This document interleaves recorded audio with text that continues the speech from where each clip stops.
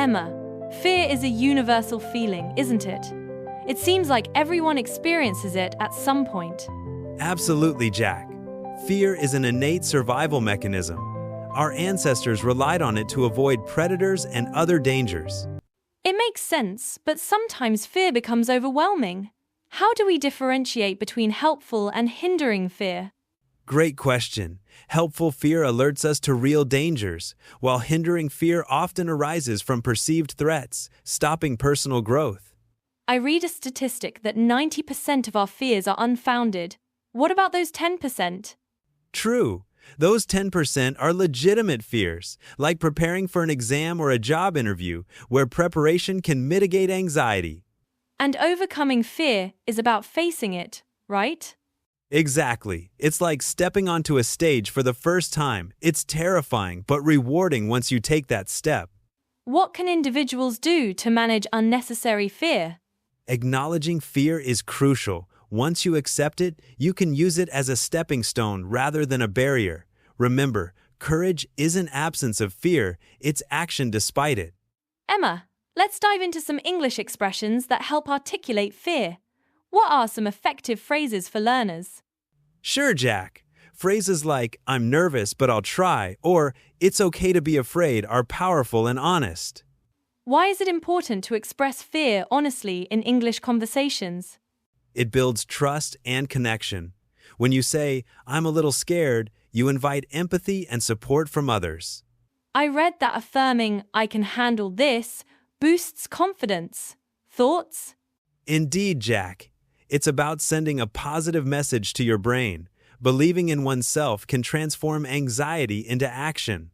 Are these phrases practical in real-life situations?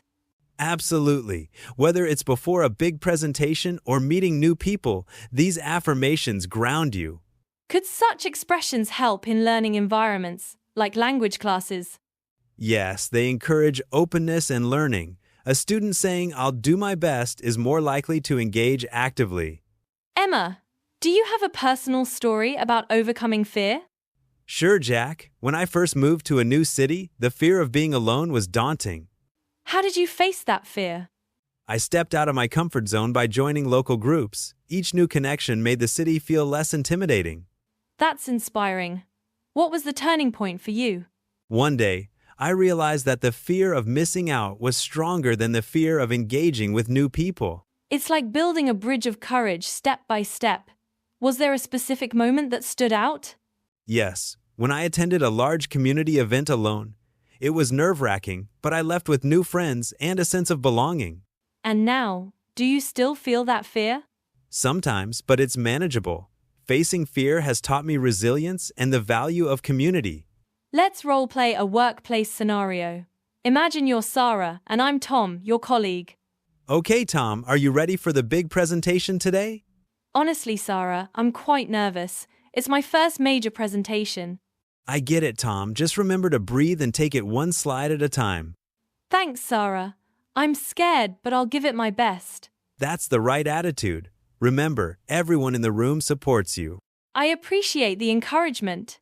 Do you have any tips for calming nerves before speaking? Visualize success. Picture the audience engaged and responding positively. That's helpful, thank you. I'll keep that in mind. You're welcome, Tom. You've got this. Emma, there's compelling research about verbalizing fear. What's your take on it? Jack, studies from the University of Michigan indicate that speaking fears aloud can reduce anxiety by 30%. That's fascinating. Why does verbalizing have such a calming effect? It shifts fear from the emotional brain to the logical brain, allowing us to process it more rationally. So, expressing fear isn't a weakness, but a coping mechanism? Exactly. It not only reduces anxiety, but also makes us relatable and human. Could this approach be beneficial in learning new languages like English? Absolutely. Saying I'm nervous, but I'll try can make language practice less daunting and more engaging. That's a great insight. How can people incorporate this in daily life? Start small. Maybe share a fear with a trusted friend. It builds a habit of openness and courage. Let's wrap up by practicing some empowering phrases. Emma, are you ready to lead? Of course. Let's start with, I'm nervous, but I'll try. Great! Now I can handle this.